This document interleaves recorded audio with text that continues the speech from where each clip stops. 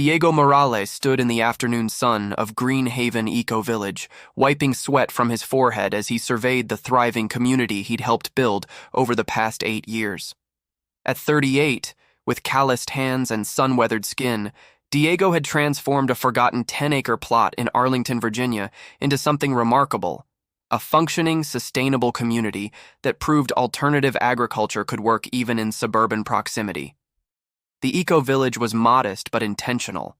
6 small residential structures built from reclaimed materials housed 12 permanent residents. 3 large greenhouse tunnels produced organic vegetables year-round.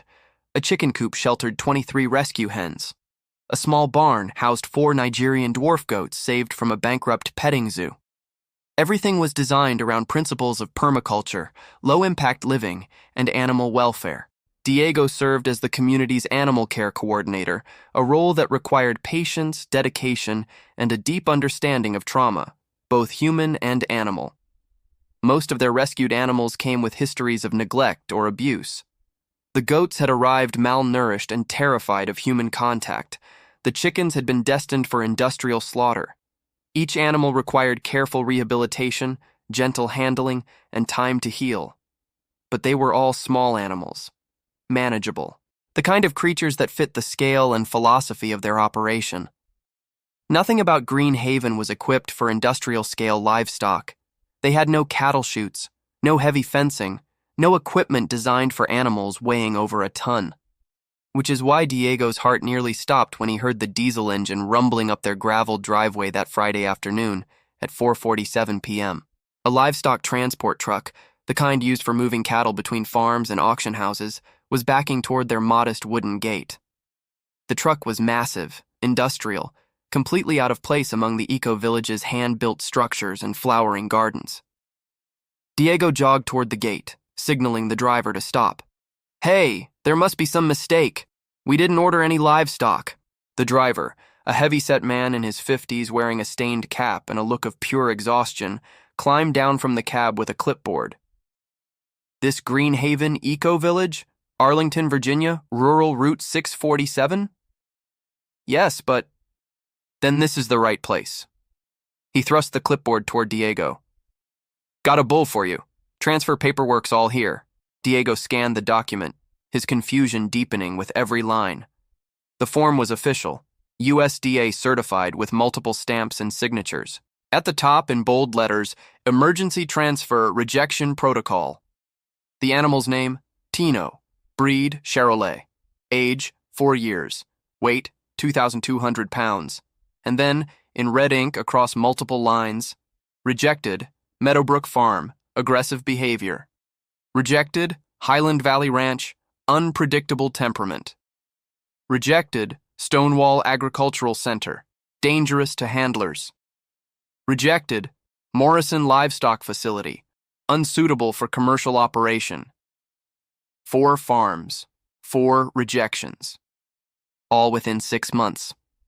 At the bottom of the form, in small bureaucratic print, Code 47 DR digit error rural reroute. Animal reassigned via automated system recalibration following database error. Diego looked up at the driver. This bull was rejected by 4 different farms for being dangerous, and the computer sent him here? To an eco-village with no cattle infrastructure? The driver shrugged, clearly not paid enough to care about the details. "System says you're the destination. I just deliver what the paperwork tells me. You want to call someone, be my guest, but I got 3 more stops before dark." Diego pulled out his phone and dialed the USDA Rural Animal Services number. It rang 6 times before going to an automated message. "You have reached the USDA Northern Virginia Agricultural Division. Our offices are now closed. Office hours are Monday through Friday, 8 a.m. to 4 p.m. If this is an emergency involving..." He hung up. It was 4:52 p.m. on a Friday afternoon. Every government office was closed. There would be no help, no clarification, no one to fix this obvious error until Monday morning at the earliest. "Look," the driver said, his patience clearly wearing thin. "I gotta unload this bull. He's been in that trailer for 3 hours. Animal welfare regs say I can't keep him confined longer than 4 without unloading.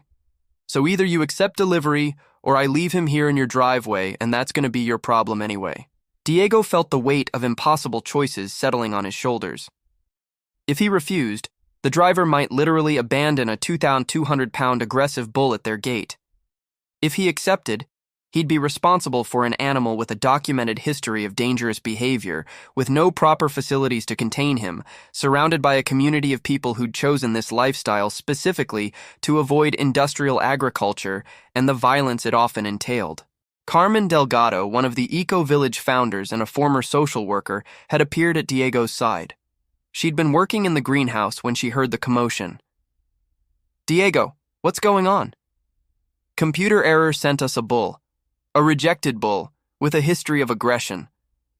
Carmen's eyes widened. "What?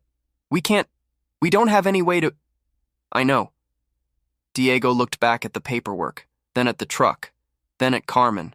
"But if we refuse, he'll either be abandoned here or sent back into the system, and with 4 rejections already, you know where he's headed." Carmen understood immediately. Animals rejected by multiple facilities had limited options. Most ended up at slaughter.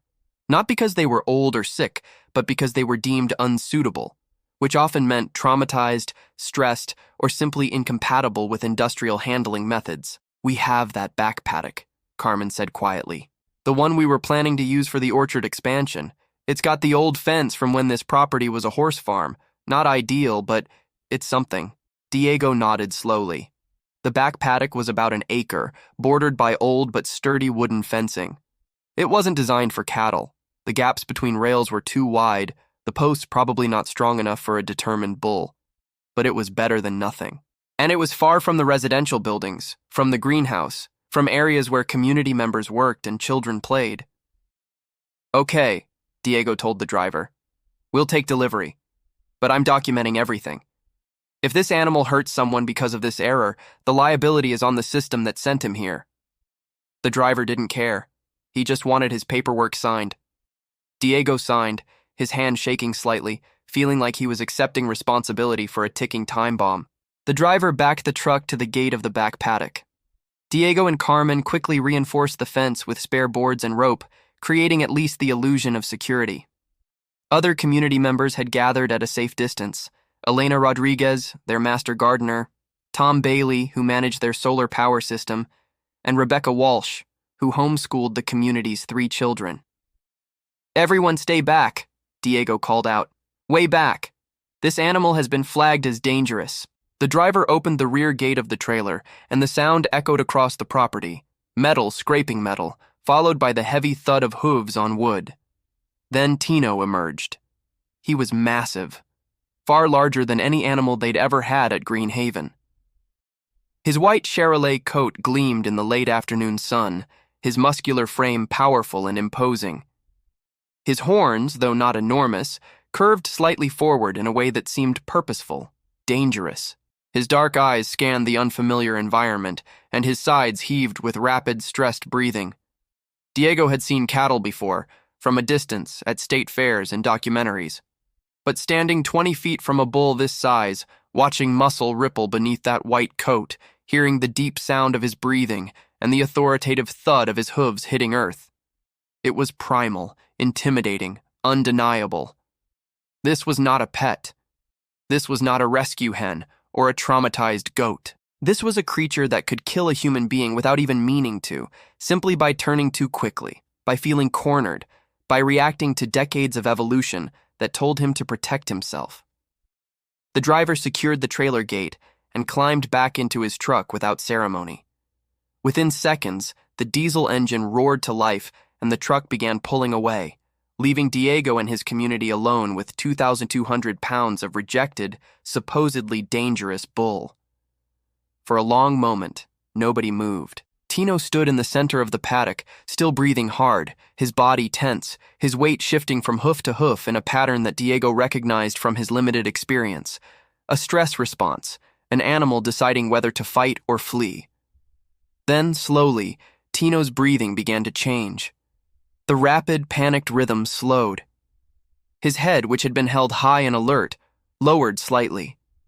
He took one step forward, then another, exploring the boundaries of this new space. He walked to the fence line, sniffed the wooden rails, then moved to the water trough Diego had hastily filled from the garden hose. Tino drank deeply, his throat working, water dripping from his muzzle when he finally lifted his head. Then he did something unexpected. He walked to the far corner of the paddock, the corner furthest from where the humans stood watching, and simply stood there, not pacing, not pawing the ground, not displaying any of the aggressive behaviors his paperwork had documented. He just stood there and breathed, like an animal who was exhausted beyond measure. Carmen moved closer to Diego, keeping her voice low. He doesn't look aggressive. He looks tired. Diego nodded slowly, his racing heart beginning to settle. I think we need to understand something. This bull has been through 4 farms in 6 months. 4 places rejected him. That's not normal turnover. That's an animal in crisis, being moved from stressor to stressor, never given time to adapt, never given space to decompress. So what do? We give him what he's never had, Diego said quietly. Time, space, and no expectations. As the sun began to set over Greenhaven Eco Village, Diego stood watching Tino, the rejected bull that no farm wanted, the animal labeled dangerous and unsuitable, the creature that a computer error had sent to the one place that might actually be able to help him. Diego didn't know it yet, but this error, this random bureaucratic mistake in a government database, was about to prove that sometimes the system's failures become the greatest opportunities for redemption, both for the bull and for everyone who'd been taught that some animals were beyond saving. That evening, as purple twilight settled over Greenhaven, Diego sat on an overturned crate 30 feet from Tino's paddock, a notebook balanced on his knee and his phone recording video. If this bull was truly as dangerous as 4 farms had claimed, he needed documentation of everything, for liability, for evidence, and frankly, for his own understanding of what they were dealing with. Tino hadn't moved from the far corner. He stood facing the woods beyond the fence, his white coat now silvery in the fading light. Occasionally his tail would swish, or his ear would flick toward a sound, but otherwise he remained still. Eerily still for an animal supposedly prone to unpredictable aggression. Carmen brought Diego a thermos of coffee and a sandwich he wouldn't eat. You planning to stay out here all night? Someone should watch him. What if he tries to break through the fence? What if he charges the residential area? Diego, he's been standing in that same spot for 3 hours. He drank water once. That's it. Carmen sat beside him on the grass. I've been reading about cattle stress responses. What we're seeing, the stillness, the withdrawal, the lack of appetite, these aren't signs of aggression building. These are signs of an animal in shutdown mode. Diego looked at her. Carmen had a master's degree in social work and had spent 15 years working with traumatized children before burnout drove her to seek a different life. She'd been instrumental in developing Greenhaven's animal rehabilitation protocols, applying trauma-informed care principles to their rescue work. You think he's traumatized? Diego asked. I think 4 rejections in 6 months tells us something went very wrong in this animal's life. Carmen pulled up an article on her phone. Look at this. Study from UC Davis on cattle behavioral stress. Bulls moved between facilities more than twice in a year show elevated cortisol, increased startle responses, and defensive aggression, not because they're inherently violent, but because they're responding to chronic unpredictability and perceived threats. Diego watched Tino's silhouette against the darkening sky. So every time he got moved, every time he had to adapt to new handlers, new facilities, new rules, he was re-traumatized, Carmen finished. And when an animal is in constant stress response, handlers perceive that as aggression or unpredictability. So they use harsher methods, restraints, prods, isolation, which increases the stress, which increases the defensive behavior, which leads to rejection and another move. It's a cycle. And nobody broke the cycle, until a computer error sent him here. Carmen stood, brushing grass from her jeans. To a place with no cattle chutes, no electric prods, no commercial pressure, just space and quiet. After Carmen left, Diego continued his vigil. He documented Tino's respiration rate. Steady and slow now, nothing like the panicked breathing from earlier. He noted the bull's body language. Head low, weight evenly distributed, no signs of agitation. At 9:47 p.m., Tino finally lay down, folding his massive body onto the grass with surprising grace. Diego felt something release in his chest. An animal that felt threatened didn't lie down in unfamiliar territory. Lying down was vulnerable, exposed. It required a baseline sense of safety. He recorded the moment, whispering into his phone. First night, 9:47 p.m., subject lying down in resting position, no signs of aggression or distress, appears calm. The next morning, Diego woke stiff and cold, having dozed off in a lawn chair he'd dragged to his observation post. The sun was just breaking over the tree line, painting everything in shades of gold and amber. Tino was standing again, but now he was doing something different. He was walking the perimeter of the paddock, not frantically, not testing the fence for weaknesses. He was exploring. His nose skimmed the ground, taking in scents. He paused at a patch of clover growing near the fence, lowered his head and began to graze. Diego grabbed his phone and started recording again. Morning of day 2. Subject grazing voluntarily. This is significant. An animal in high stress typically won't eat. Appetite indicates nervous system beginning to regulate. Over the next hour, Diego watched Tino's morning routine emerge. Graze for 15 minutes. Walk to the water trough. Drink. Return to grazing. Move to the shade under the old oak tree at the paddock's edge. Stand. Rest. The rhythm was methodical, almost meditative. By mid-morning, other community members had gathered at a respectful distance.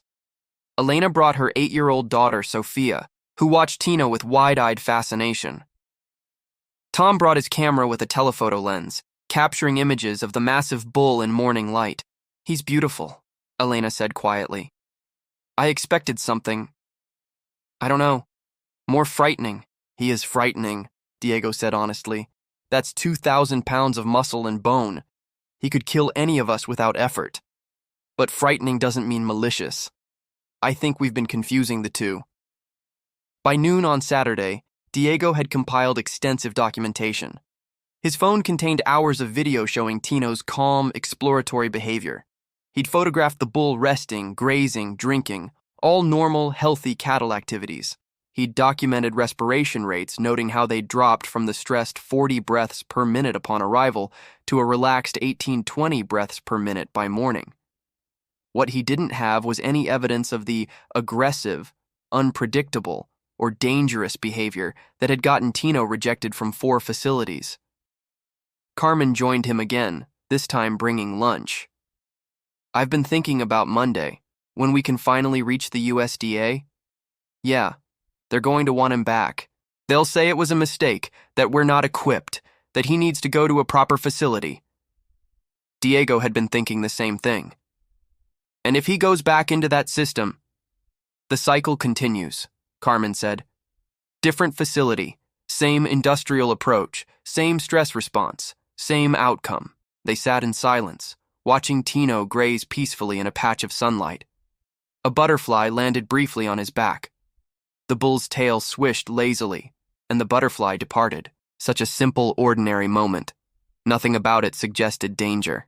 We have evidence now, Diego said slowly.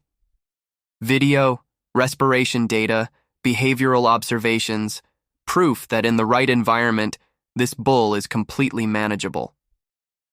You think that'll matter to bureaucrats? I think it has to. Because if it doesn't, we're admitting that some animals are disposable, that trauma is permanent, that systems can't be challenged. Diego looked at Carmen. And if we admit that about animals, what are we saying about people? Carmen smiled sadly. That's why you're good at this. As the sun set on Tino's second day at Green Haven, the bull lay down again in the same spot as the night before. Diego remained at his post, documenting everything, building his case. Because Monday was coming, and with it, the fight to prove that sometimes the system's mistakes create opportunities for something the system never intended. Actual healing.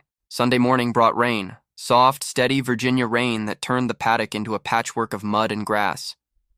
Diego watched from under the barn's overhang as Tino stood in the downpour, head lowered, water streaming off his white coat.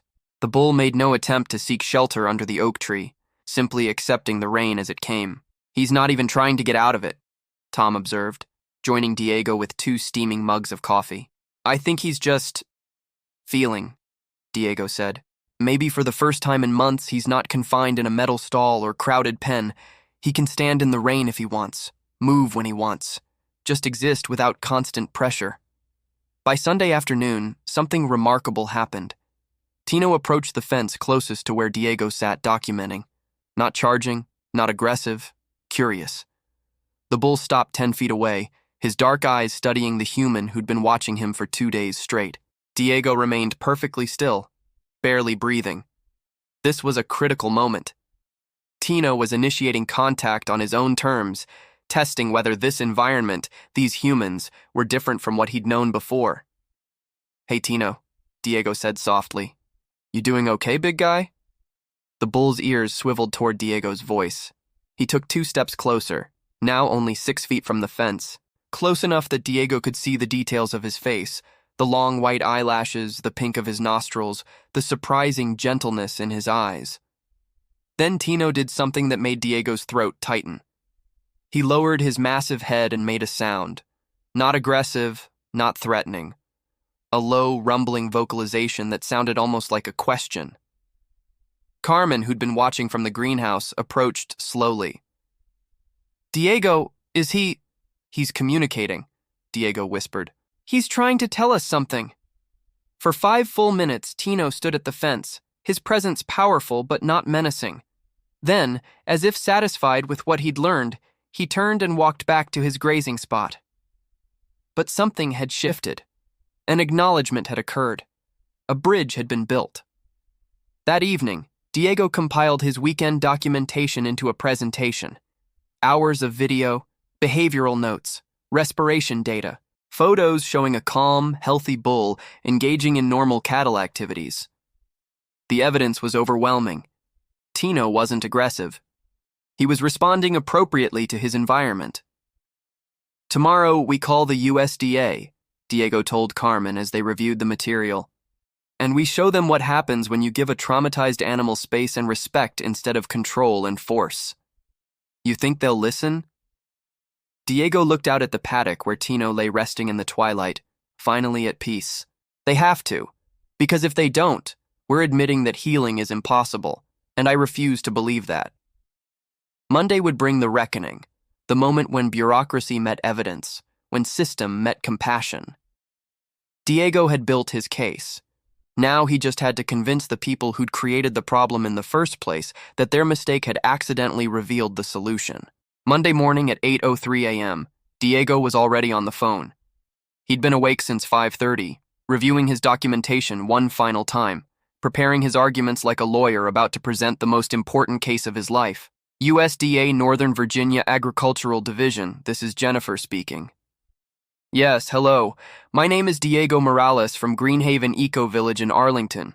On Friday afternoon, we received a bull, Tino, registration number CH47289, that was apparently sent here by system error. I need to speak with whoever handles livestock transfers. One moment, please. Diego was transferred 3 times. First to animal logistics, then to database management, then finally to a supervisor named Margaret Hendricks, whose voice carried the particular weariness of someone who dealt with bureaucratic mistakes daily.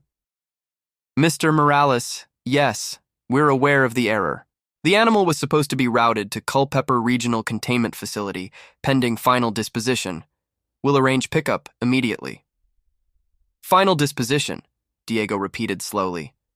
That's bureaucratic language for slaughter, isn't it? A pause. Mr. Morales, the animal in question has been rejected by 4 certified agricultural facilities for behavioral issues that make him unsuitable for commercial operation or safe handling. Given that track record, yes, humane euthanasia is the recommended outcome. He's 4 years old. I understand that, but... And he's been completely calm for 3 days. Diego's voice was steady but firm. No aggression, no unpredictable behavior. Normal grazing, normal resting patterns, healthy interaction with his environment. I have extensive video documentation, behavioral data, and photographic evidence that directly contradicts the reports from those facilities. Another pause, longer this time. Mr. Morales, with all due respect, you're not a licensed agricultural facility. You don't have professional handlers trained in cattle management. 3 days is not sufficient time to... 3 days is enough time to see that this bull's aggression was a stress response to industrial handling methods. Ms. Hendricks, I'm sending you video files right now. Watch them. Then tell me this animal deserves to die because facilities didn't know how to work with him. Mr. Morales, 5 minutes of your time. That's all I'm asking. Watch the videos I'm sending, and if you still think immediate removal and euthanasia is appropriate, we won't fight it. He could hear typing on the other end. Fine. Send the files. But I need to be clear. This facility is not equipped for long-term cattle housing. Regardless of behavior, relocation will be necessary. Diego spent the next hour compiling and sending files. Video of Tino grazing peacefully, photos of him resting in the shade, time-stamped documentation of his respiration rates dropping from stress to normal, footage of his voluntary approach to the fence showing curiosity rather than aggression. At 10:47 a.m., his phone rang. Margaret Hendricks, but her tone had changed.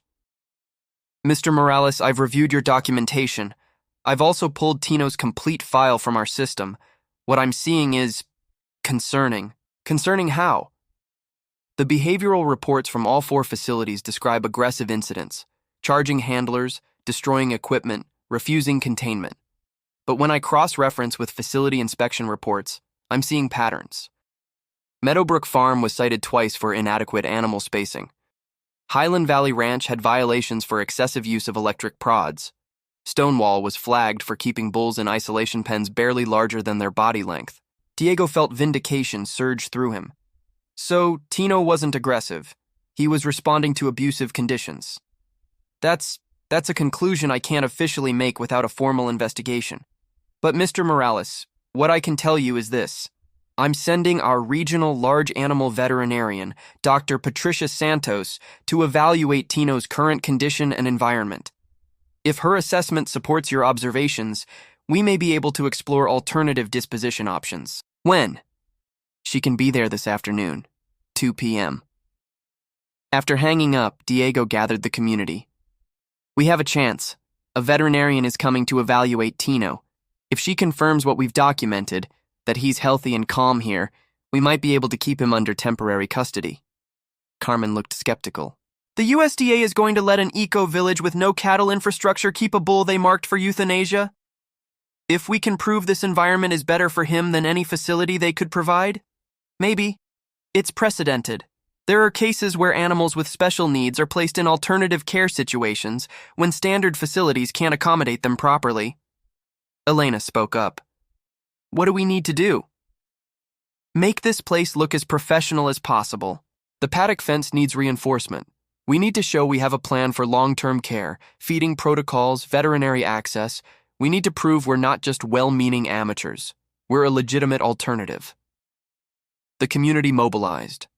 Tom and 2 others spent the morning reinforcing the paddock fence with additional posts and rails. Elena created a detailed feeding plan based on cattle nutritional requirements. Carmen compiled their animal rescue success stories, the malnourished goats now thriving, the traumatized hens now laying eggs, proof that their rehabilitation methods worked. And Diego? He sat by Tino's paddock, watching the bull graze peacefully, hoping that what they'd accidentally received, what a computer error had sent them, was about to become what they'd fought to keep. Dr. Patricia Santos arrived at 2:14 p.m. in a USDA vehicle, carrying a veterinary field kit and a tablet. She was in her mid-40s with sharp eyes and a no-nonsense demeanor. Mr. Morales, I've been a large animal veterinarian for 20 years. I've seen hundreds of misunderstood aggressive cattle. Most are genuinely dangerous. I'm here with considerable skepticism. I understand, Diego said, but I think Tino is different. Dr. Santos spent 2 hours observing. She watched Tino graze, drink, rest. She had Diego approach the fence to gauge the bull's response. Tino simply watched calmly, curious but not threatened. She examined the paddock, the water source, the feeding setup. Finally, she reviewed Diego's documentation. Mr. Morales, do you know what chronic stress does to cattle? It creates hypervigilance, defensive aggression, inability to adapt. It's measurable through cortisol levels. She showed him Tino's last blood work from Morrison facility. Severely elevated, clinical chronic stress. She gestured toward Tino grazing peacefully. What you've documented is textbook stress recovery. This isn't an aggressive bull. This is a traumatized animal finally given conditions where his nervous system can heal. Diego's heart raced. What happens now? There's a provision. Alternative placement for special needs livestock. Animals with documented issues can be placed in non-standard care if it serves their welfare better than conventional facilities. She met his eyes. If you apply, agree to regular inspections, and maintain documentation, I can authorize 6-month temporary custody. We can keep him? Conditionally, but this is serious responsibility, Mr. Morales. Diego looked at Tino standing in sunlight, peaceful and healthy. A computer error sent him here, but maybe it wasn't really an error. Dr. Santos smiled slightly. Sometimes the system fails in exactly the right way. Take care of him. Prove there's a better way. 6 months later, Greenhaven's custody became permanent. Tino thrived, gaining weight, showing zero aggression, even befriending the goats. His story spread through agricultural circles as evidence that cattle aggression is often systemic trauma, not inherent nature. Diego still documented daily, but now from wonder rather than necessity. And Tino grazed in Virginia sun, drank clear water, and rested under oak shade. Finally, after 4 rejections and 1 bureaucratic mistake, exactly where he belonged. Sometimes errors send us exactly where we need to be.